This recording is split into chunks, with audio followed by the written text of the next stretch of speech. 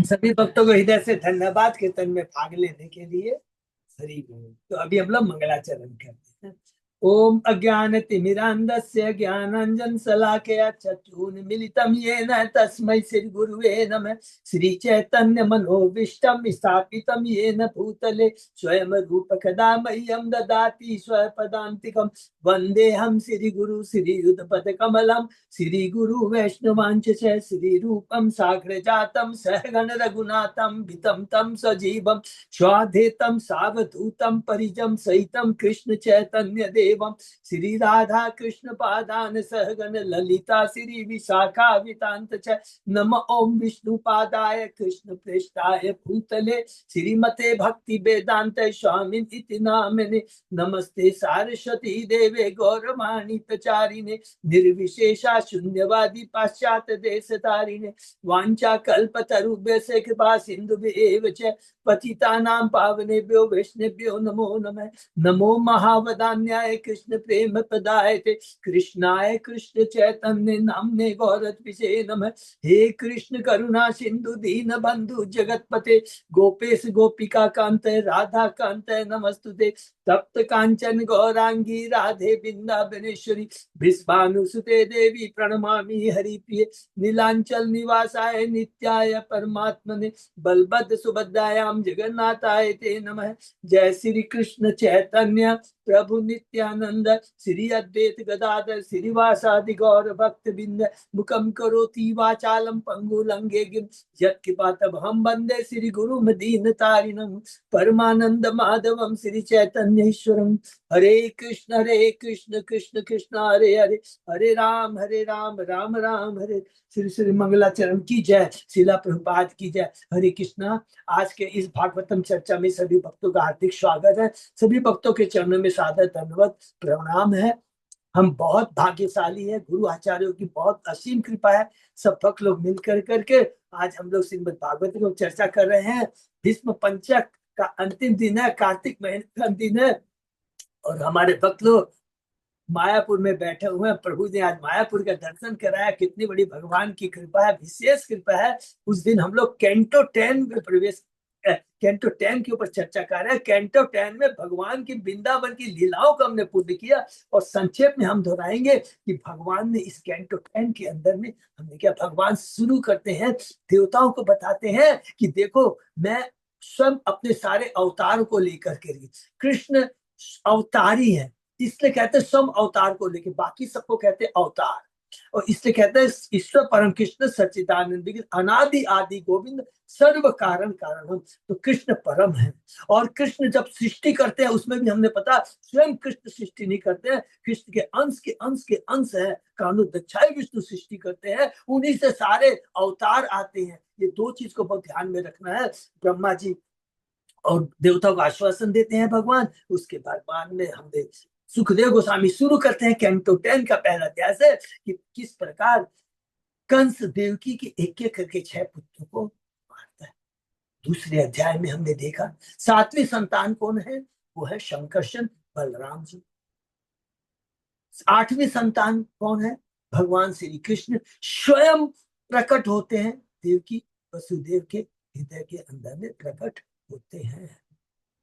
और उसके बाद में चौथे अध्याय में हमने देखा कि किस प्रकार कंस सब लोगों को एक जितने भी 10 दिन के अंदर जो बच्चे हुए थे उनको मारना शुरू कर देता है। पांचवें अध्याय के अंदर में हमने देखा नंद बाबा नंदोत्सव बनाते हैं और उसके बाद में मथुरा जाकर के वसुदेव से मिलते हैं और वसुदेव बोलता है तुरंत वापस चले जाओ नंद, देरी मत करो। क्यों बोलता है देरी मत, अरे वहां पर राक्षस आक्रमण करने वाला, अरे वहां पर जाओ जल्दी से, देखो तेरा कन्हैया क्या वहां लीला शुरू करने वाला है। इसको अंदर की दृष्टि से तो छठवें अध्याय में आते हैं, देखते हैं भगवान ने पहले पुतना के ऊपर उद्धार किया।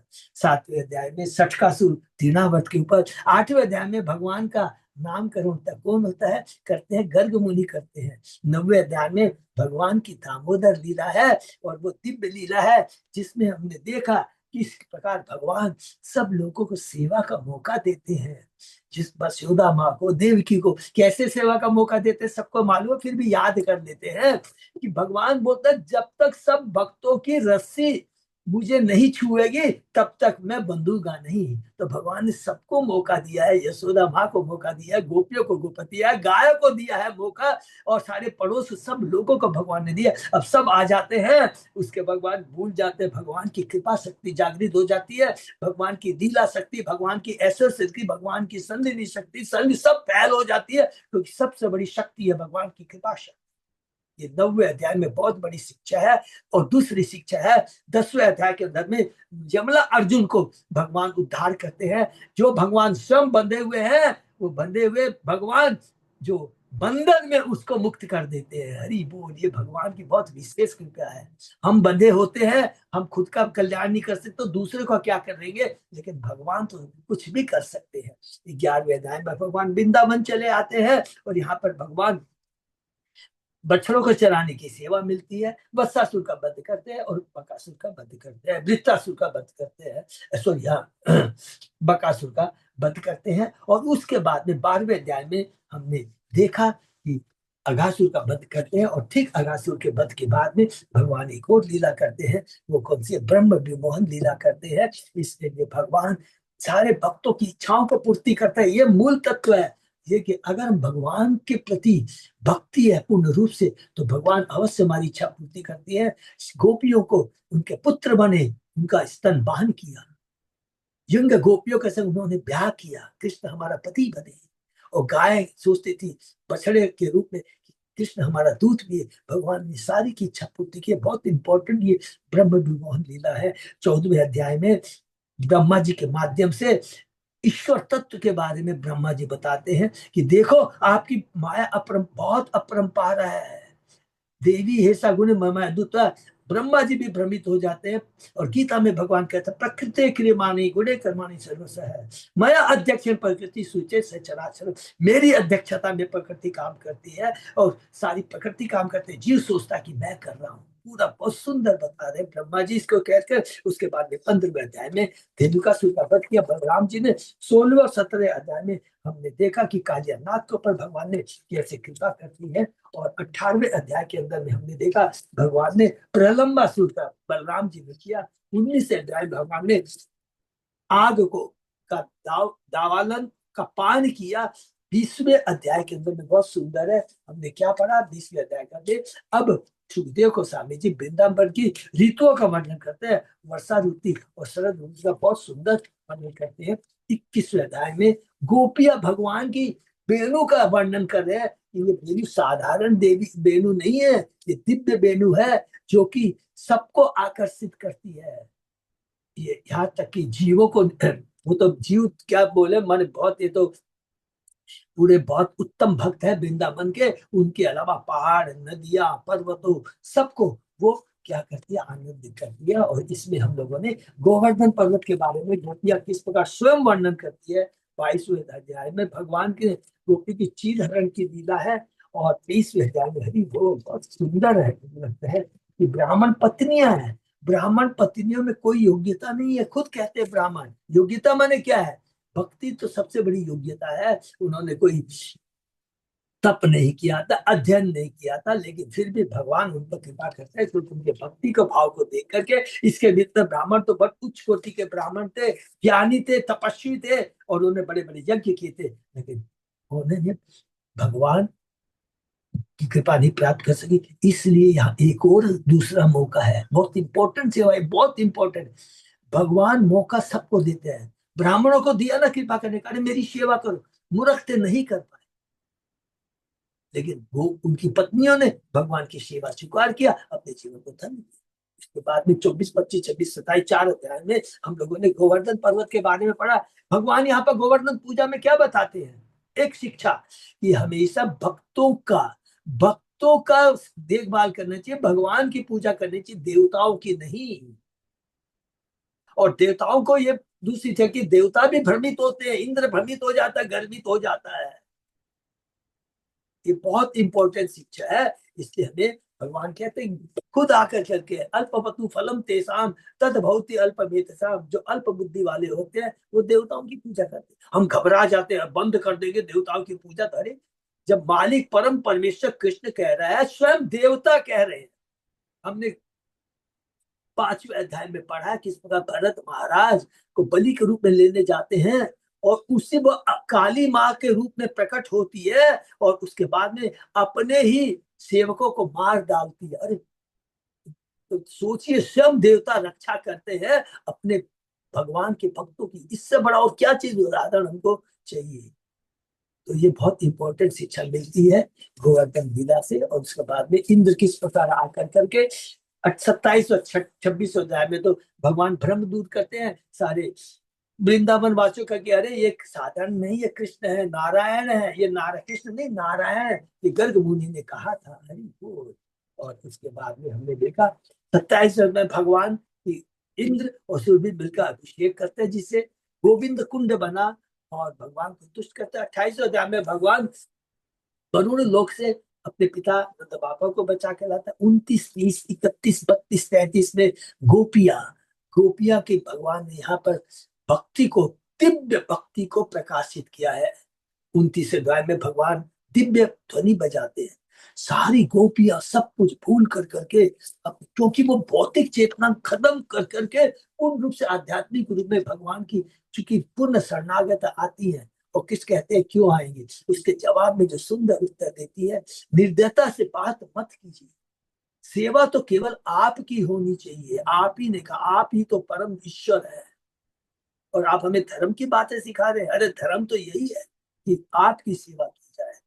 30वें अध्याय में भगवान जब ओझल हो जाते हैं तो किस प्रकार गोपियां उनकी खोज करती है। और 31 अध्याय में जब भगवान नहीं आते तो सुंदर विजय गीत गाती है कि हम तो आपकी दासी है, हमने सब कुछ अपना परिवार जीवन सब कुछ आपको समर्पित कर दिया है।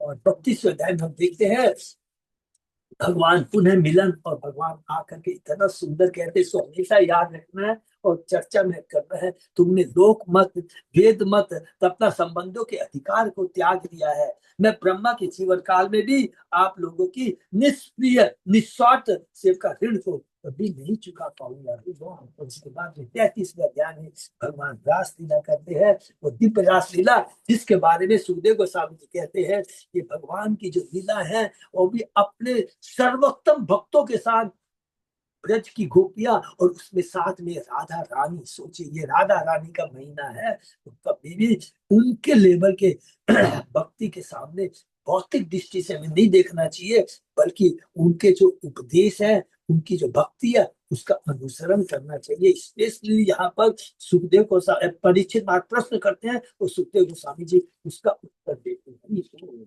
और उसके बाद में हम लोगों ने पढ़ा 34 अध्याय में कि भगवान कृष्ण किस प्रकार नंद बाबा की सर्प से रक्षा करते हैं और गोपियों की किससे, शंखचूड़ से रक्षा करते हैं। 35 अध्याय में पुनः यहाँ पर एक छोटा सा अध्याय है जिसमें भगवान जब वृंदावन के गलियों में जंगलों में गाय को चराने जाते हैं, गाय को चरा, क्योंकि 15वें अध्याय में हमने देखा कि भगवान को प्रमोशन हो गया, गोपाष्टमी होती है उस दिन और उनको गाय की सेवा चराने का मिलती है। ठीक किस समय ब्रह्मा की स्तुति के बाद में हमने पढ़ा 15वें अध्याय में। और यहाँ पर गोपियां कहती है जब कृष्ण गाय को चराने जाते हैं तो उनकी अनुपस्थिति में उनकी क्या दशा होती है, इसका वर्णन है 36वें अध्याय के अंदर में। अरिष्टासुर का वध, तो शाम को राधा का प्रकट। 37 अध्याय में ये लास्ट है जो भगवान असुर करते मथुरा जाने के पहले सबको याद हो गया क्या, केसी तथा व्योम असुरों का भगवान वध करते हैं। केसी जो कि घोड़े के रूप में आया था और व्योमासुर किस रूप में आया था, वो आया था द्वार बाल के रूप में।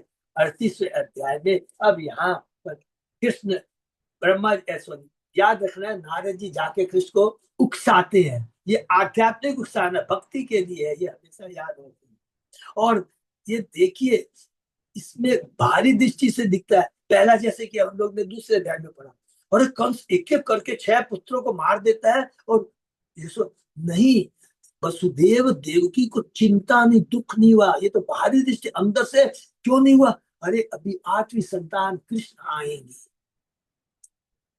और बड़े अच्छे, क्योंकि कृष्ण आएंगे। तो ये सोचना कि जब कृष्ण आएंगे मिलेंगे, सब दुख भूल जाती है। ये बहुत इंपॉर्टेंट चीज है। और उसी के बाद में उसी प्रकार हमने देखा कि जब कंस कहता है अक्रूर को तुम जाओ कृष्ण बलराम को लेके आओ, यहाँ पर उनका सब बल युद्ध होगा और वो मारा जाएगा। ये तो मालूम है किस उद्देश्य से मुझे भेज रहा है, लेकिन उसकी सोच की है नहीं, कंस को धन्यवाद, उसके चलते आज मैं कृष्ण बलराम से मिल पाऊंगा। तो वृंदावन में कृष्ण बलराम आते हैं और भगवान के बारे में सोचते हैं, वृंदावन पहुंचते हैं, भगवान श्री कृष्ण और बलराम की स्वयं उसका आगत करते हैं, स्वागत करते हैं। और उसके बाद में 29वें अध्याय में हमने पढ़ा, बहुत सुंदर अध्याय है। और क्या कि जब गोपियों को पता लगता है कि ये अक्रूर आया है कृष्ण को लेने के लिए, कहते हैं ये तो नाम का अक्रूर है, ये तो वास्तव में क्रूर है। किसको नाज ले जाने का अर्थ है हमें नेत्रीन बना देना है, क्योंकि कृष्ण के बिना इन नेत्रों के लिए कोई कार्य नहीं रह जाता। इसलिए कहते हैं कि भगवान की हमारी आंखें हैं, भगवान के सुंदर रूप का दर्शन करने के लिए देखना चाहिए, न कि आलतू फालतू चीजों को देखने के लिए। ये शुभ गोपियां कहती है, बहुत ही कुछ कहते हैं। और इसके बाद में हमने देखा गोपियों का विरह, और दूसरा पार्ट में इसी अध्याय में हमने देखा कि जब भगवान रथ पर रहते हैं किस प्रकार भगवान अक्रूर को जब वो स्नान करने जाता है तो उसको अपने चतुर्भुज रूप का दर्शन, इतना दिव्य दर्शन कराते हैं और वो पूरा भ्रमित हो जाता है। और 40 अध्याय में भगवान की जो स्तुति करता है बहुत सुंदर है, स्तुति करता है। उसमें भी ये कहते हैं जो देवताओं की पूजा कर रहे हैं वे वास्तव में आपकी पूजा कर रहे हैं। जिस प्रकार सभी नदियां समुद्र में आके मिलती है, उसी प्रकार जितने भी सारे मार्ग कर्म योग के, ज्ञान योग के, ध्यान के, अंत में आप तक ही पहुंचते हैं। आप अपनी लीलाओं का आनंद लेने के लिए इस भौतिक जगत में विभिन्न रूप में आते हैं और प्रकट होते हैं। आप ही अवतारी है, विभिन्न रूप में आप प्रकट होते हैं। बहुत सुंदर सुंदर बहुत लीला हमने पढ़ लिया है, उसको समय मिलेगा तो फिर से रिपीट करेंगे। और लेकिन लास्ट में जो स्तुति में कहना बहुत इंपॉर्टेंट है, हे कमल नयन भगवान, जब किसी का भौतिक जीवन समाप्त हो जाता है तभी वह अपने शुद्ध भक्तों की सेवा करके आपके प्रति प्रेम उत्पन्न कर सकता है। 41 अध्याय में हमने पढ़ा कृष्ण तथा बलराम का मथुरा में प्रवेश, जो कि हम लोगों ने पढ़ा था। कल संक्षेप में दोहराते हैं, जब कृष्ण बलराम मथुरा में प्रवेश करते हैं तो अक्रूर उनसे प्रार्थना करता है कि आप हमारे घर चलिए। और बहुत सुंदर बात कहता है, क्योंकि आप हमारे घर में जाएंगे तो आपके चरणों की धूलि से मेरे घर को पवित्र कर देंगे, मेरे पितर यज्ञ अग्नियां सारा देवता तुष्ट हो जाएंगे। आपके चरण पन्नों को पखार कर बलि महाराज ने न केवल यश प्राप्त किया, बल्कि शुद्ध भक्तों की जो अंतिम इच्छा होती है आपका धाम, आपके चरण सेवा प्राप्त की। और आपके चरण कमलों को छूने से गंगा पवित्र हो गई, तीनों लोगों को उसने पवित्र कर दिया। कृष्ण शंकर ने उसको धारण किया और उस राजा सागर के पुत्रों का उद्धार हुआ। ऐसा बहुत सुंदर बात कहते हैं। तो भगवान कहते हैं देखो अभी तो मेरे को यदुवंश का जो शत्रु है कंस का वध करना है, उसके बाद में मैं आऊंगा। भगवान अंदर प्रवेश करते हैं। और यहाँ पर दूसरा चीज हम लोगों ने कल पढ़ा, बहुत ही हृदय स्पर्शी है, वहां की स्त्रियों के बारे में। सब कुछ छोड़कर छत्ते पर चढ़ जाती है कृष्ण का दर्शन करने के लिए। और एकमात्र कृष्ण के दर्शन करके उनकी कृष्ण भगवान के चितवन को देख कर करके ऐसा लग रहा था भगवान अपनी चितवन हंसी से अमृत छिड़क रहे हैं और दृष्टि को दीप आनंद प्रदान करे। ईश्वर ने अपने नृत्य के द्वारा श्री कृष्ण को अपने हृदय में धारण करके दिव्य आनंद का अनुभव किया और सारे कष्टों को भूल जाती है। स्त्रियां कह उठती है, क्या कहती है, बहुत सुंदर बात कहती है, समस्त मानव जाति को अत्यंत आनंद प्रदान करने वाले श्री कृष्ण एवं बलराम कौन सी कठोर तपस्या की होगी इन गोपियों ने। ब्रज की गोपियां, जो भगवान तो अभी ब्रज से आया, क्या गोपियों ने तपस्या की होगी जो इन गोपियों को इतना सुंदर भगवान का संग मिला। अब यहाँ पर और आगे बढ़ते हैं तो भगवान धोबी के पास जाते हैं, धोबी को कहते हैं अरे ये वस्त्र मुझे दे दो। यहाँ फिर देखिए भगवान मौका दे रहे हैं, लेकिन असुर प्रवृत्ति है, असुर का संग किया है तो कुबुद्धि हो गई, कंस का संग किया है कुबुद्धि होगी और उसने मना कर देता है और भगवान उसको मार देते हैं, मान उसका उद्धार कर देते हैं। उसके बाद में झूला जुल्हा माने बुनकर जुल्हा के पास में जाते हैं, वो आता है और सब कुछ अपना दे देता है। भगवान खुश हो जाते हैं और कहते हैं इस शरीर को छोड़ने के बाद में तुम्हें स्वरूप माने सारूप्य मुक्ति मिलेगी, और जब तक इस भौतिक जगत में रहोगे ऐश्वर्य, शारीरिक बल, प्रभाव, स्मृति एवं इंद्रियों का भोग करो। जब भगवान सुदामा माली के पास में जाते हैं तो उसके चरणों, तो सुदामा माली क्या करता है, भगवान के चरणों को धोता है, माला पान चंदन का लेप लगाता है तब, और भगवान के बारे में बहुत सुंदर स्तुति करता है। असमस्त ब्रह्मांड में परमात्मा है। यद्यपि आप अपने भक्तों से प्रेम पूर्वक पूजा का आदान प्रदान करते हैं, भक्ति का आदान प्रदान करते हैं, फिर भी आप सभी जीवों को बस समभाव रखते हैं। ये बहुत इंपॉर्टेंट, जो सुदामा माली कहता है ना, बहुत इंपॉर्टेंट बात कहता है। बाहरी दृष्टि से तो लगता है कि आपने मेरे पर कृपा नहीं, आपने धोबी पर भी कृपा की है, हमारे ऊपर की है। जो आपसे प्रेम करता है निश्चय उससे प्रेम का आदान प्रदान करते हैं। जो आपसे ईर्ष्या करता है जिससे कि वो नरक में न जाए, इसलिए आप उसको मार कर या किसी रूप में उद्धार कर देते हैं। तब सुदामा श्री कृष्ण बलराम उनको साथियों को सुगंधित फूलों की मालाएं पहनाई। तब भगवान श्री कृष्ण बलराम ने सुदामा को वनवाचित, और सुदामा ने भगवान से क्या मांगा, ये बहुत इंपॉर्टेंट चीज है, इसको याद रखना है। सुदामा, भगवान कहते तू वर मांगो, तो सुदामा कहते मुझे 3 चीज चाहिए, आपके चरणों में अचल भक्ति, भक्तों शुद्ध भक्तों के संग मित्रता, और समस्त जीवों के लिए दिव्य दया का भाव। अरे बोल, यही चीज है पूरा, ये चेतन महाप्रभु ने यही कहा, एकदम यही है। तब भगवान ने इन वरों के अलावा तुम्हें कहा कोई बात नहीं, तो तुमको मिलेगा ही, तुम्हें बल, दीर्घायु, यश, कीर्ति सब कुछ मिल जाएगी। इस तरह ये भगवान कह देते हैं और भगवान आगे बढ़ते हैं, और इसके बाद में मथुरा की आगे क्या लीला होती है आज इसको बहुत चर्चा करेंगे। ओम नमो भगवते वासुदेवाय, ओम नमो भगवते वासुदेवाय, ओम नमो भगवते वासुदेवाय।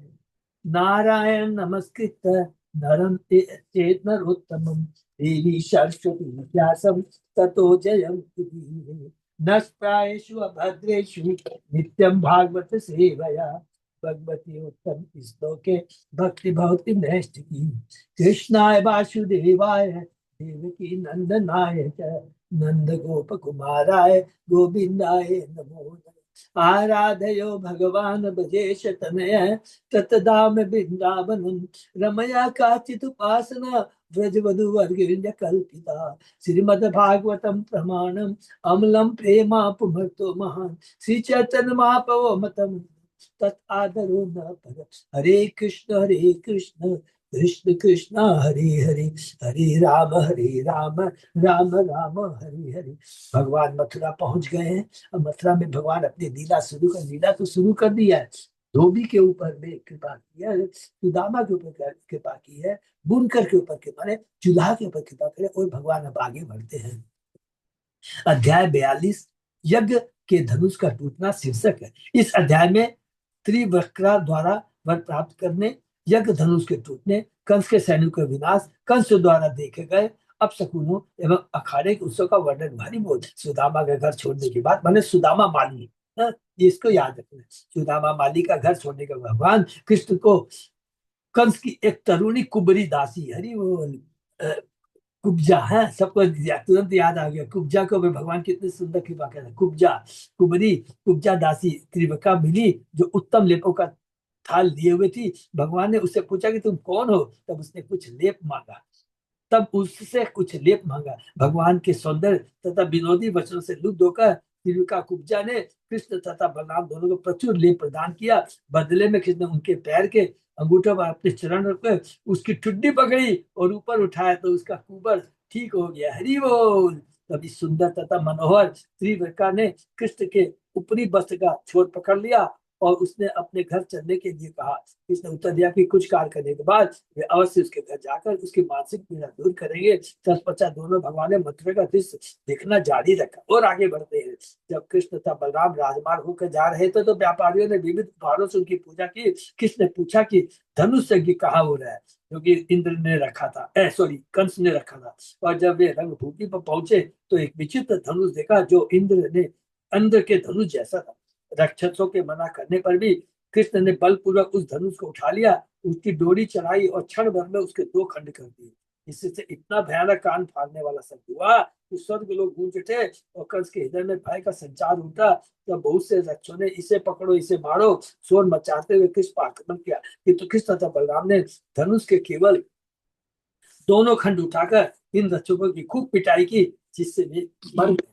इसके बाद दोनों भगवानों ने कंस द्वारा भेजे गए सैनिकों की एक टोली का संहार किया और उसके बाद वे अखाड़े में चले गए। उन्होंने अपना पर्यटन जारी रखा। जब नगरवासियों ने कृष्ण तथा बलराम के पराक्रम तथा सौंदर्य को देखा, उन्होंने सोचा कि हो न हो ये दोनों प्रमुख देवता है। निसंदेह मथुरा वासियों द्वारा दोनों पर दृष्टिपात करने से उन्हें गोपियों द्वारा भविष्यवाणी किए गए सारे आशीष प्राप्त हो गए। सूर्यास्त होने पर कृष्ण तथा बलराम शाम का भोजन करने अपने ग्वाल डेरे पर पहुंच गए, क्योंकि जहाँ पर नंद बाबा और बहुत सारे लोग रुके हुए थे, क्योंकि नंद बाबा और बाकी गोप भी आए हुए थे। उन्होंने सुख में विश्राम करते हुए रात बिताई। किंतु राजा कंस इतना भाग्यशाली था, जब उसने यह सुना कि कृष्ण तथा बलराम ने कितनी आसानी से विशाल धनुष को तोड़ डाला है और उसके सैनिक का संहार कर दिया है, तो उसकी रात अति चिंता में बीती। उसने जगते सोते अनेक अपशकुन देखे, जिससे उसकी आसन मृत्यु का आभास हो रहा था। उसके उसके भय ने उसकी नींद हराम कर दी थी। प्रातः होते ही मल उत्सव दंगल प्रारंभ हुआ। हरि बोल। शहर से तथा पड़ोसी जिलों में लोग रंगशाला में आकर अलंकृत दीर्घाओं में अपना स्थान ग्रहण करने लगे। कांपते हृदय से कंस अपने राशि मंच पर आसीन हुआ। उसने नंद महाराज अन्य ग्वालों को अपने अपने शासन ग्रहण करने के आमंत्रित किया और वे अपनी अपनी भेंटें देने के बाद बैठ गए। तत्पश्चात कुश्ती लड़ने वालों ने जब ताल ठोकी तो संगीत का समा बंद गया। अरे वो यहाँ पर हम लोग श्लोक पाई। श्री शुकवाच अथ ब्रजंता राजपते न माधव स्त्रीं गृहतांग विलेप भाजनम विलोक्य कुब्जाम युवतीं वराननम प्रपक्षयान्तीं प्रहसन रसप्रदान। सुध गोस्वामी ने कहा, जब भगवान माधव राजमार्ग पर जा रहे थे तो उन्होंने एक युवा कुबड़ी स्त्री को देखा, जिसका मुख आकर्षक था और वह सुगंधित लेपों का थाल लिए जा रही थी। प्रेमानंद दाता ने हंसकर उससे इस प्रकार पूछा, कृपा करनी है इसलिए पूछा। श्री विश्व छठी ठाकुर कहता, यह युवा कुबड़ी स्त्री वास्तव में भगवान की पत्नी सत्यभामा की अंश रूपा थी। हरि बोल। सत्यभामा तो भगवान की अंतरंगा शक्ति है, जो भू शक्ति कहलाती है, और उनकी अंश रूपा पृथ्वी धरती की प्रतिनिधि है, जो असंख्य दुष्ट शासकों के भारी बोझ से झुक गई। भगवान इसलिए झुके, इसलिए इसको कुब्जा कहते हैं। भगवान के इन दुष्ट शासकों को नष्ट करने के लिए अवतरित हुए थे। अतः इस श्लोक में वर्णित कुबड़ी जीविका को सीधा करने की भगवान की लीला पृथ्वी के भार उतारने की सूचक है। कि मैं पृथ्वी का भार उतारने आया हूँ, तो ये पृथ्वी रूपी कुबला, जो कि उसका कुबड़ी हो गई है, उसका उद्धार करूंगा, अर्थात भक्ति पृथ्वी देवी का उद्धार करूंगा। साथ ही भगवान ने जीविका को अपना माधुर्य संबंध प्रदान किया। इस अर्थ के अतिरिक्त रस पर सब सूचित करता कि भगवान ने इस तरुण कुबड़ी के साथ जो व्यवहार किया, उससे से उन्होंने अपने बाल मित्रों का मनोरंजन किया। हरि बोल। क्वातंबरुर्वेततु हानुलेपनम कश्यांगी वा कथयस्व साधुना देहि।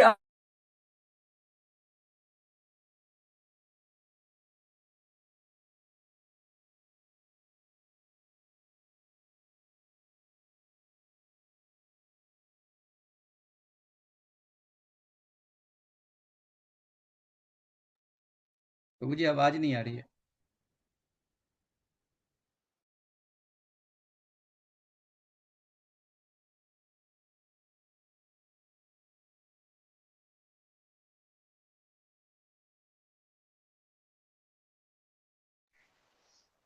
प्रभु जी आवाज नहीं आ रही है। देखते हैं, एक मिनट, शायद कुछ टेक्निकल इशू है। कोई फोन आया हरे होगा। कृष्णा प्रभु। हाँ प्रभु जी, 2 नंबर आपके स्लो से किसी वापस करिएगा प्रभु जी। 2 नंबर श्लोक से फिर से करो, सॉरी प्रभु। क्वात्वं वरोर्वेतदु हानुलेपनम कश्यांगने वा कथयस्व साधुना देहि आवयो अंग विलेपमुत्तमम् श्रेय तथा ते न चिरात भविष्यति। भगवान कृष्ण ने कहा, हे बहुत सुंदर श्लोक है, बहुत धन्यवाद। हे सुंदर जंघाओं वाली, तुम कौन हो? ओह लेप, हे सुंदरी, यह किसके लिए है? हमें सच सच बता दो, हम दोनों को अपना कोई उत्तम लेप दो तो तुम्हें शीघ्र ही महान वर प्राप्त होगा। यह प्रभु बात तात्पर्य में कह रहे हैं। भगवान को उस कुबड़ी पर मजाक नहीं उड़ाना था उसको। भगवान माँ कभी भी अपने बच्चों का मजाक नहीं उड़ाती है। भगवान को देख कर दुख होता है, उस पर कृपा करनी है, इसलिए कहते हैं, हे कुबली, घबराओ मत, तुम तो बहुत सुंदर युवती हो, तेरे को बहुत सुंदर रूप मिलेगा। भगवान ने मजाक में उस स्त्री को वरोरु, सुंदर जंघाओं वाली कहकर संबोधित किया। उनका यह मजाक ईर्ष्यापूर्ण नहीं था, क्योंकि वे सचमुच उसे सुंदर बनाने वाले थे। तो भगवान की जो भी होता है, जो कुछ भी, ये हमेशा याद रखें, भगवान मजाक में सीधे कुछ भी कहे वो कल्याणकारी होता है। भगवान कभी ईर्ष्या नहीं करते, समभाव रखते हैं। शेरंदी उवाच, माने कुबला बोलती है, दासी अस्मि अहम सुंदर कंस सम्मता तिवक्क नामा हि अनुलेप कर्मणि मत भावितम भोज पते अति प्रियम बिना युवाम को अन्यतम तत्हरहति। दासी ने उत्तर दिया, हे सुंदर, मैं राजा कंस की दासी हूँ। वे मेरे द्वारा तैयार किए गए लेपों का अति सम्मान करते हैं। मेरा नाम त्रिविक्रम है। जिन लेपों को भोजराज माने कंस इतना अधिक चाहता है, भला उनका पात्र आप दोनों अतिरिक्त और कौन हो सकता है? हरि बोल। असली तो पात्र इस लेप के आप हैं। शिवसा थेटा बताते हैं, त्रिविका का अन्य नाम कुब्जा था। वह एक वचन सुंदर संबोधन का प्रयोग करती है, जो यह संकेत करता है कि उसे केवल कृष्ण से काम इच्छा थी, किंतु उसने जो कि लिखा है वो सत्यभामा की अंश रूपा है कि उसने अपने इस माधुर्य भाव को छिपाने के लिए द्विवचन रूप युवाम, तुम दोनों के लिए का प्रयोग किया। कुबड़ी का नाम त्रिविका सब सूचित करता है कि उसका शरीर, गर्दन, वक्ष से कमर 3 स्थानों से मुड़ा था, इसलिए उसका नाम कुब्जा है। 3 रूप रूप पेशल माधुर्य हसिता लाप वीक्षिते कर्षितात्मा ददो सांद्रम उभयो अनुलेपनम। कृष्ण के सौंदर्य, आकर्षण, मिठास, हंसी वाणी तथा चितवनों से अधिभूत मन वाली त्रिवक्रा ने कृष्ण तथा बलराम को पर्याप्त मात्रा में लेप दे दिया। हरि बोल। यह घटना विष्णु पुराण में भी वर्णित है। श्रुत्वा तमाशा कृष्णम गुह्यतामिति साधनम अनुलेपनम प्रदद्दो गात्र योगमथो भयो। यह सुनकर उसने आधे कृष्ण को उत्तर दिया, कृपया इसे ले लो, और उन दोनों को शरीर में लगाने के लिए उपयुक्त ले प्रदान किया। तत्तो अंगरागेण स्ववर्णेन इतर घोषोभिना संप्राप्त पर भागेन शुशुभाते अनुरंजितो। इन सर्वोत्तम अंग रागों का लेप करके, जिनसे उनके शरीर अपने रंगों से, विपरीत रंगों से सज गए, दोनों भगवान अत्यधिक सुंदर लगने लगे। हरि बोल। आचार्यों का सुझाव कि कृष्ण ने अपने शरीर पर पीला लेप लगाया और बलराम ने नीला लेप। हरि बोल। आचार्य भी महान है। प्रसन्नो भगवान कुब्जा में तीव्र काम रुचिरान नाम ऋजविम कर तुम मनश्चक्रे दर्शयन दर्शने फलम। भगवान कृष्ण त्रिविक्रम से प्रसन्न हो गए, अतः उन्होंने उस सुंदर मुखड़े वाली उबड़ी लड़की को अपने दर्शन का फल दिखलाने मात्र के लिए उसे सीधा करने का निश्चय किया। हरि बोल। पदभ्याम आक्रम्य प्रपद्ये द्वि अंगुली उतान पाणिना पगृह्य चीबुके अध्यात्मम उदनी नमत अच्युत। उसके पैरों के अंगूठों को अपने दोनों पांव से दबाते हुए भगवान अच्युत ने उसकी ठुड्डी के नीचे अपने दोनों हाथों की ऊपर उठी एक अंगुली रखी और उससे शरीर को सीधा कर दिया। हरि बोल। इससे बड़ा देखिए चिकित्सक और कौन हो सकता भगवान से बड़ा है? इतना सुंदर एक सेकंड में सहतदारिजु समानांगी बृहत श्रोणी पयोधरा मुकुंद स्पर्शनाथ सद्यो बभुव प्रमदो उत्तमा। भगवान मुकुंद के स्पर्श मात्र से त्रिविका सहसा एक अति सुंदर स्त्री में बदल गया, जिसके अंग सीधे तथा सम अनुपात वाले थे और नितंब तथा स्तन बड़े बड़े थे। ततो रूप गुणोदार्य संपन्ना प्राह केशवम उत्तरायंतम आकृष्य स्मयंति जात हृत सया। अब सौंदर्य आसन उदारता से युक्त त्रिविका को भगवान केशव के प्रति कामोत्सव का अनुभव होने लगा। वह उनके दुपट्टे के छोर को पकड़ कर हंसने लगी और उनसे इस प्रकार बोली, एहि वीर गृहम यामो त्वम त्यक्तुमि हो उत्सहि त्वया उन्मथित विचित्ताया प्रसिद्ध पुरुष ऋषभ। त्रिविका ने कहा, हे वीर आओ मेरे घर चलो, मैं आपको यहाँ छोड़कर नहीं जा सकती। हे नरसेज मुझ पर तरस खाओ, क्योंकि आपने मेरे चित्त को मत डाला है।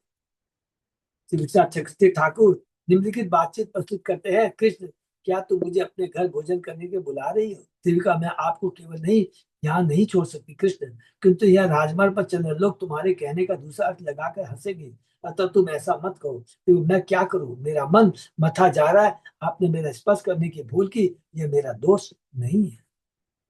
एवं स्त्रिया याचमान कृष्णो रामस्य पश्यत मुखम वीक्षयानु गोपानम तामुवाचः। स्त्री द्वारा इस प्रकार अनुनय विनय करने जाने पर भगवान कृष्ण ने सर्वप्रथम बलराम के मुख्य योद्धे का, जो इस घटना को देख रहे थे, और तब ग्वाल बालों के मुखों पर दृष्टि डाली। तब हंसते हुए कृष्ण ने उसे इस प्रकार उत्तर दिया, एष्यामि ते गृहं शुभ्रू पुंसाम आदि विकर्षणम साधितार्थ अगृहाणाम न पांथा नाम त्वम परायणम। भगवान कृष्ण का, हे सुंदर भोवादी स्त्री, अपना कार्य पूरा करते ही मैं अवश्य तुम्हारे घर जाऊंगा, जहाँ लोगों को चिंता से मुक्ति मिल जाती है। हरि बोल। जहाँ लोगों को चिंता से मुक्ति मिल जाती है, निसंत हम जैसे बेघर पति को करिए सर्वोत्तम आश्रय हो। अग्रियाणाम शब्द से श्री कृष्ण न केवल इंगित करते हैं कि उनका कोई स्थायी स्वास्थ्य नहीं है, अपितु यह भी कि वे सभी विवाहित नहीं, वे अभी विवाहित नहीं है। तो वही नहीं तो गृहस्थी कहाँ से आएगी। विसृज माधवया वाण्या ताम प्रजन मार्गे वणिक पथि नानो उपायंतांबूल शक्र गंधे साग्रजो अर्चित। इस प्रकार मीठी बातें करके उसे छोड़ भगवान के मार्ग पर आगे बढ़े। रास्ते में व्यापारी उनकी तथा उनके बड़े भाई को पान मालाएं तथा सुगंधित द्रव्य से युक्त नाना प्रकार की सादर भेंटें प्रदान करके पूजा की। तत् दर्शन स्मर क्षोभात आत्मानम न अभिदन स्त्रिय विश्वस्त वास कवर वल्या लेख्य मूर्तय।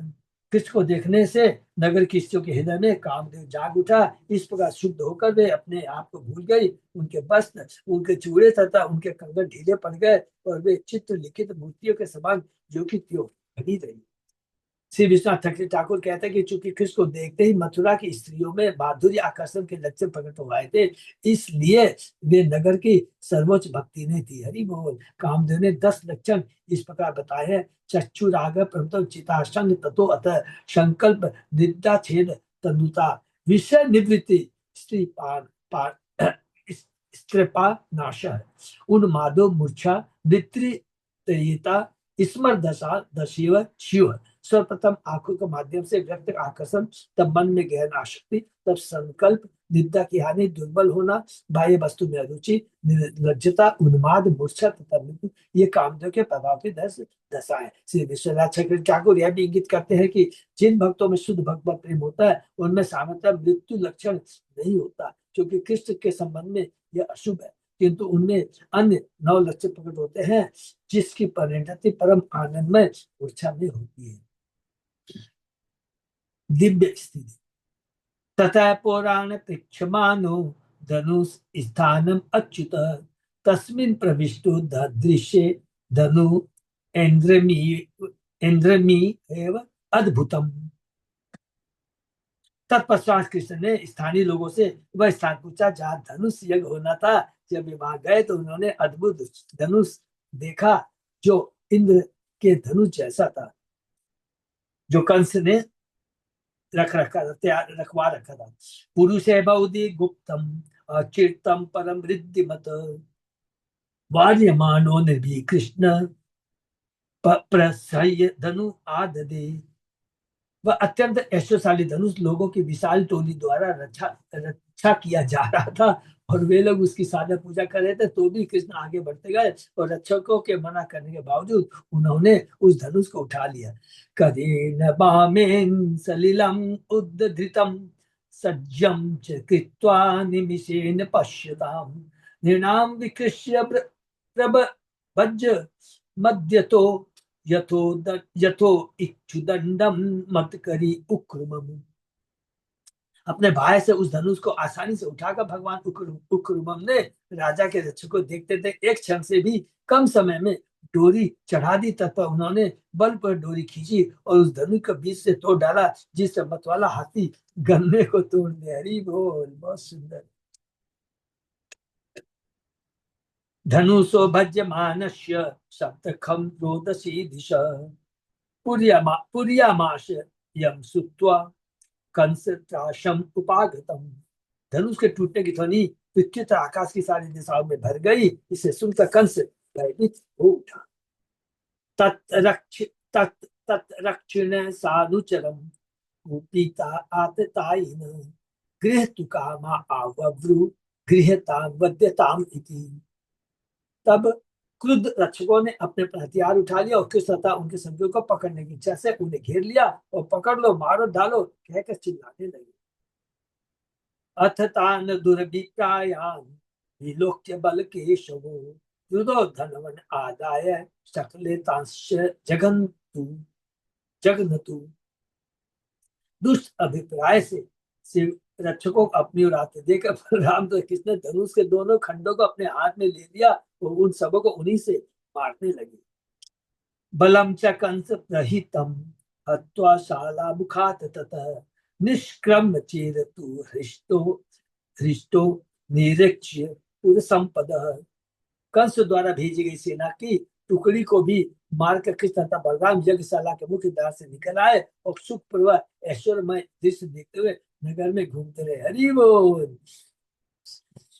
सबसे शक्तिशाली, ऐश्वर्यवान, सुंदर, ज्ञानवान, त्यागी, हरि बोल, प्रसिद्ध सब कृष्ण है।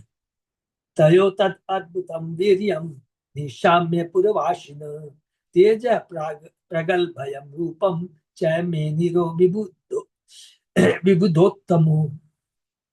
कृष्ण तथा बलवान की अद्भुत कार्य तथा उनके बल, साहस तथा सौंदर्य को देखकर नगरवासियों ने सोचा कि ये अवश्य ही दो मुख्य देवता है। तयो विचरतो श्वेरम आदित्यो अस्तम उपेयिवान कृष्ण रामो वितो गोपे पुरात सकटम हिर्यतु। जब वे इच्छा से विचरण कर रहे थे तब सूर्यास्त होने लगा, अतः वे ग्वाल वालों के साथ नगर को छोड़कर ग्वालों के बैलगाड़ी वाले खेमे में आ गए। गोप्यो गोप्यो मुकुंद निगमे विरह आतुराया आशा सत्य आशीष रिता मधुपूरी अभुवन संपश्यताम पुरुष भूषण गात लक्ष्मी हित्तो इतराननु भजत चक्र में अयनम श्री। वृंदावन से मुकुंद कृष्ण के विदा होते समय गोपियों ने भविष्यवाणी की थी कि मथुरावासी अनेक वरों का भोग करेंगे। अरे जहाँ कृष्ण जा रहे तो होना ही है। और अब उन गोपियों की भविष्यवाणी सत्य उत्तर रही थी, क्योंकि मथुरा के वासी पुरुष रत्न कृष्ण के सौंदर्य को एकटक देख रहे थे। कृष्ण का दर्शन माने जीवन धन्य हो गया। निसंदेह लक्ष्मी जी उस सौंदर्य का आश्रय इतना चाहते, उन्होंने अनेक अन्य लोगों का परित्याग कर दिया, यद्यपि उनकी पूजा करती थी। अवनिक्तांग्रि युगलो भुक्त्वा क्षीर उपचेशनम उषतु ताम सुखम रात्रिम ज्ञात्वा कंस चिकीर्षितम। कृष्ण तथा बलराम के पांव धोए जाने के बाद दोनों भगवानों ने खीर खाई। तत्पश्चात यह जानते हुए कि कंस क्या करना चाहता है, दोनों भाइयों ने सुखपूर्वक रात बिताई खेमे के अंदर। कंस कंस तु धनुषो भंगम रक्षिणाम स्वबलस्य च पदम निशम्य गोविंदराम विक्रीडितम परम दीर्घ प्रजागरो भीतो दुर्मितानि दुर्मति बहुनि अचेष्टो उभ यथा मृत्यु दौत्य कराणी च। दूसरी ओर दुष्ट राजा कंस ने जब यह सुना कि किस खेल की भांति किस तरह बलराम ने धनुष तोड़ डाला है, उसके रक्षों सैनिकों को मार डाला है, तो अत्यंत भयभीत हो उठा। वह काफी समय तक जागता रहा और जागते तथा सोते हुए उसने मृत्यु के दूत वाले कई अपशकुन देखे। हरि बोल। अदर्शनम स्वशीर्ष प्रतिरूपे च सत्यपि असत्यपि द्वितीये च द्वे रूपयम् ज्योतिषाम तथा चित्त प्रतीति छायायां प्राण घोष अनुपसुति स्वर्ण प्रतीति वृक्षेषु स्वपदानाम अदर्शनम स्वप्ने प्रेत परिष्वंग खरयानम विषादनम यायात नलद माली एक तेल अव्यक्त दिगंबर अन्यानि च इतं भूतानि स्वप्न जागरितानि च पश्यन् मरण संत्रस्तः निद्राम लेभे न चिंतया। जब उसने अपनी परछाई देखी तो उसमें उसे अपना सिर नहीं दिखा। आकर्णी चंद्रमा तारे दो दो लगने लगे, उसे अपनी छाया में छेद दिखा, उसे अपनी प्राण वायु की ध्वनि सुनाई नहीं पड़ी। वृक्ष सुनहरे रंग के प्रच्छन्न लगने लगे और वह अपने पद चिन्हों को न देख सका। उसने स्वप्न में देखा कि उसका आलिंगन भूत प्रेत कर रहे हैं और गधे पर सवार है और विष पी रहा है। यही नहीं, नलद फूलों की माला पहने और तेल पोते एक नंगा व्यक्ति उधर से जा रहा है। दिगंबर लिखा ना, मैंने नंगा। इन तथा अन्य ऐसे अपशकुनों को स्वप्न में जागते देखकर कंस अपनी मृत्यु की संभावना से भयभीत था और चिंता के कारण वह सो न सका। विष्टायाम निशि कौरभ्य सूर्ये चादव्य समुत्थिते कार्यामासे कंसो मल्ल क्रीड़ा महोत्सवम। जब अंततः रात बीत गई और सूर्य पुनः जल में से ऊपर निकला तो कंस विशाल कुश्ती उत्सव दंगल का आयोजन करने लगा। आनर्चु पुरुषारंगम तुर्य धैर्य च जंघिरे मंचा च अलंकृता सर्गवी पताका चैल तोरणे। राजा के लोगों ने मल स्थल दंगल की विधि पूर्वक पूजा की, अपने ढोल तथा अन्य वाद्य बजाए और दर्शक दीर्घाओं को मालाओं, झंडियों, फीतों तथा बंदरवाड़ों से खूब सजाया। तेषु पौरा जानपद्दा ब्रह्मक्षत्र पुरोगम यथो यथोपजोषम विशु राजानश्च कृतासन। नगरवासी तथा पड़ोसी जिलों के निवासी ब्राह्मण तथा क्षत्रिय आदि के साथ आए और दीर्घायु में सुख पूर्वक बैठ गए। राशि अतिथियों को विशेष स्थान मिले। कंस प्रवृत्तो आमात्ये राजमंचे पाविशतः मंडलेश्वर मध्यस्थ हृदयेन विधूयता। अपने मंत्रियों से घिरा हुआ कंस अपने राजमंच पर आसीन हुआ, किंतु अपने विविध मंडलेश्वरों के बीच में बैठे हुए उसका हृदय कांप रहा था। वाद्यमानेषु तुर्येषु मल्ल मल्लतालोत्तरेषु च मल्लासु अलंकृता दीप्ता स उपाध्यया समाशतः। जब कुश्ती के उपयुक्त ताल पर वाद्य यंत्र जोर जोर से बजने लगे तो खूब सजे गर्वीले पहलवान अपने अपने प्रतीक्षों समेत उखाड़े में प्रविष्ट हुए और बैठ गए। वही है मुष्टिक और चाणूर। चाणूरो मुष्टिक कुटः सलतोषल एव च ते आदेशु उपस्थानम बलगुवादे प्रहर्षिता। आनंद नायक संगीत से उत्साहित होकर चाणूर, मुष्टिक, कुट, शल तथा तोसल अखाड़े की चटाई पर बैठ गए। नंद गोप आदयो गोपा भोजराज समाहुता निवेदितो उपायनाते एकस्मिन् मंचे आविशन।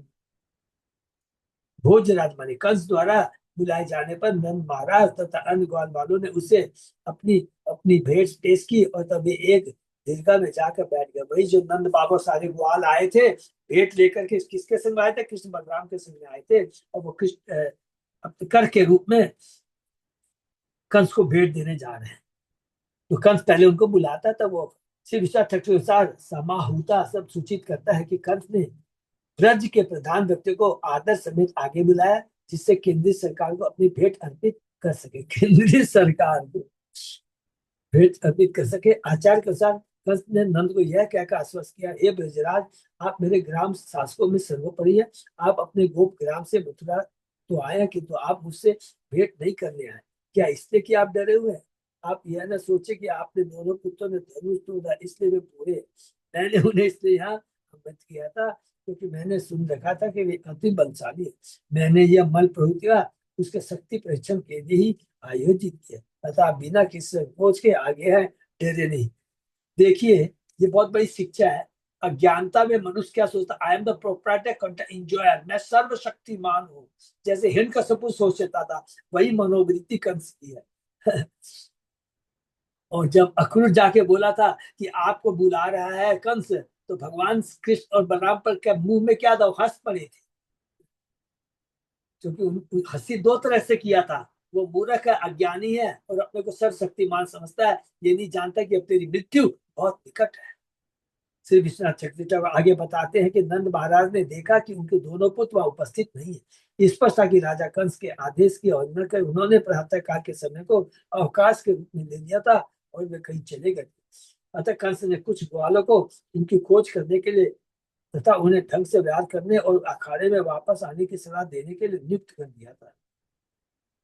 श्री विश्वनाथ चक्रवर्ती यह भी कहते हैं कि दीर्घाओं में नंद तथा ग्वालों के बैठने का सुंदर कारण यह भी था कि राजमंच पर बैठने के लिए उन्हें स्थान नहीं मिल सका। इस पर श्रीमद् भागवत के 10वें स्कंद अंतर्गत यज्ञ के धनुष का पूतना शीर्षक 42वें अध्याय का श्री प्रभुपाद के दिन सेवकों द्वारा रचित तात्पर्य पूर्ण हुआ।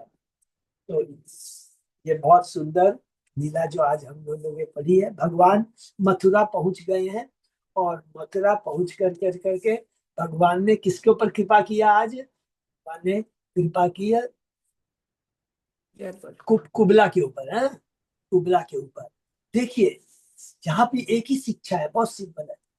अगर हम भगवान की भक्ति में अपने को अग्रसर करते हैं तो भगवान स्वतः ही सेवा करने का मौका देते हैं। नंबर 1। नंबर 2, यहाँ पर बताया है कंस की बुद्धि के बारे में कि जो आसुरी प्रवृत्ति वाले होते हैं, ये बहुत इंपॉर्टेंट है। देखिए, सुनने में हमको ऐसा, लेकिन ये बहुत बड़ी शिक्षा है। आसुरी जो प्रवृत्ति वाले हैं, आसुरी प्रवृत्ति वाले किसको बोलेंगे?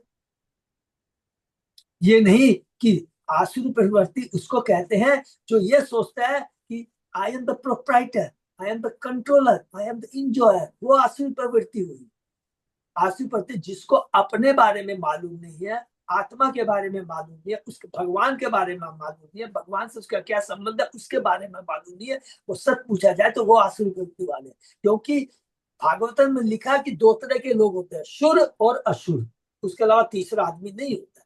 सुर वो है जो अपने बारे में जानता है, भगवान के बारे में जानता है, भगवान से मेरा क्या संबंध है, भगवान से मेरा खोया संबंध को कैसे पुनः स्थापित कर सके उसकी विधि को जानता है, वो सुर है, वो भक्त है।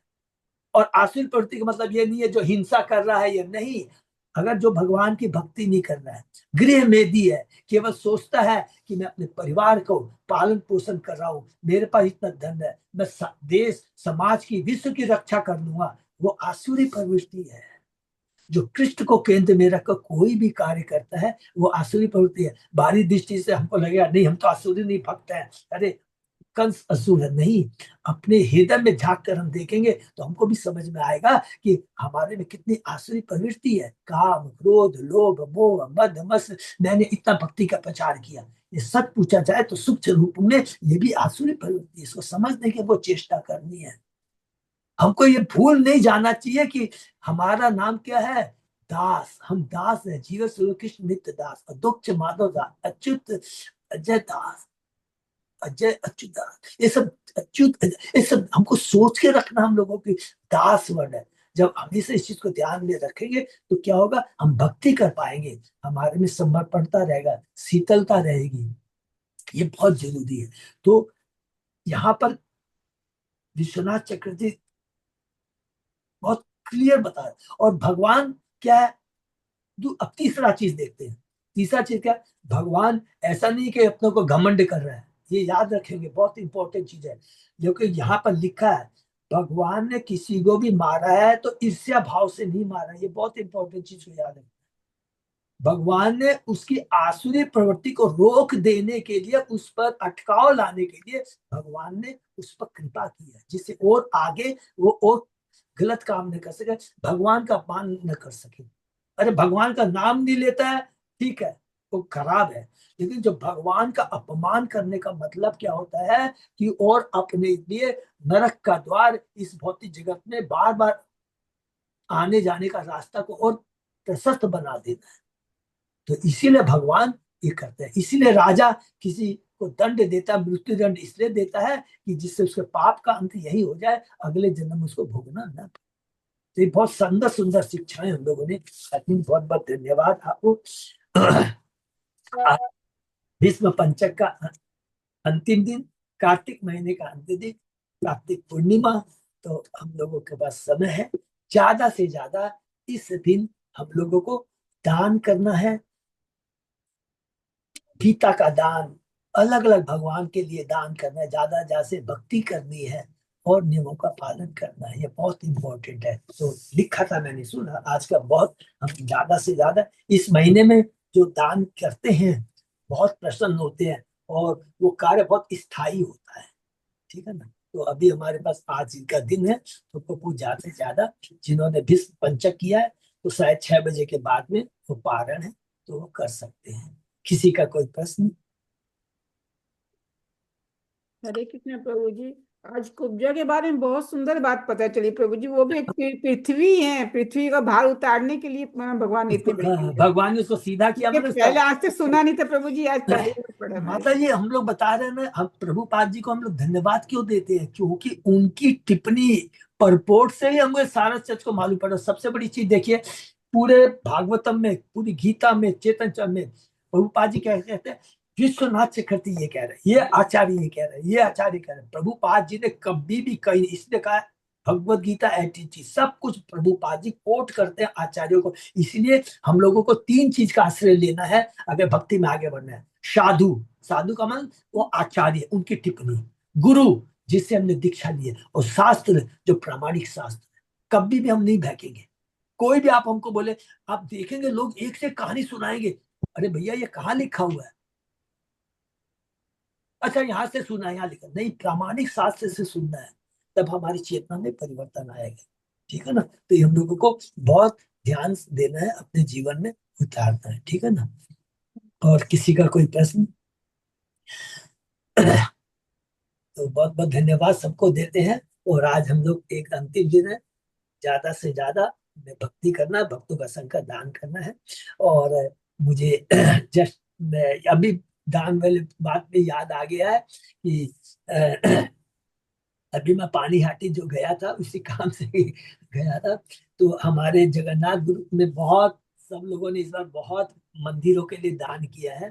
तो हमारे श्री संगीता राधा देवी दासी माता जी, हमारे गोपाल चांद घोटिया प्रभु ने इस बार बहुत सेवा की है। उन्होंने जी बाबा। पानी हाटी में 11 लाख रुपए देकर बोला प्रभु जी इसको, और आपके ये दामोदर, सॉरी दमदम में, दमदम मोती झील में उन्होंने अभी मंदिर बना, उसके लिए 11 लाख रुपए दिए। और अभी हमारा उल्टा डांगा के अंदर में बगल की जो जगह मिल रही है, उनको तुरंत अभी पता लगा, तुरंत उन्होंने प्रभु जी के पास में जाके गया, प्रभु इतना लगेगा, ठीक है 51 लाख मेरी तरफ से लिख दी। अरे तो हमारे जगन्नाथ गुरु से बहुत बहुत सारी सेवाएं अकेले, उसके बाद में गोदावरी माता जी ने भी की है, हमारे मोहनदास प्रभु जी ने, और कई भक्तों ने बहुत सेवा की है। तो बहुत बहुत उनके लिए धन्यवाद। और वो हमें प्रोत्साहित करते हैं और हमारे जगन्नाथ के भक्तों का उत्साह बढ़ाते हैं। तो इसी तरह वो हमें उत्साहित करते रहेंगे, सबको पहुंचे। हरे कृष्णा। हरे हरे हरि हरि बोल हरि बोल हरि बोल, हरि हरि बोल। बोल, हरि बोल। हरे कृष्णा। से भक्तों का बहुत बहुत धन्यवाद। आज का सेशन यही विराम करते हैं। फिर कल सुबह 7 हरि बोल।